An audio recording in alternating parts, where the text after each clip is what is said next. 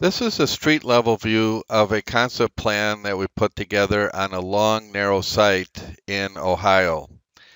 The shape of the homes themselves lended themselves very well to the scalloping of the land. As you can see, the interior curve shapes were trying to get the coved effect.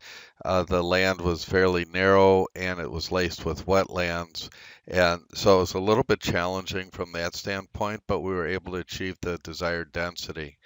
The community center we located next to the wetlands within the phase one.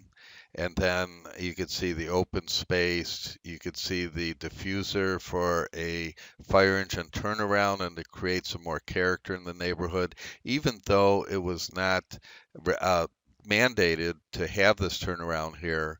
We just thought, instead of having this long cul-de-sac, we had to break it up some.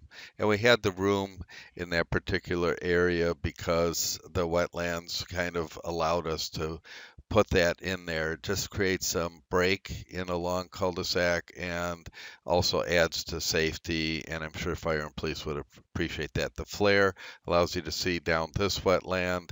And so everything is carefully planned to let your eye change scale, to feel the space.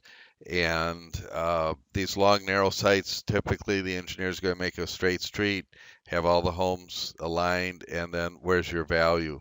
So we're creating value through design, even on difficult sites like this one.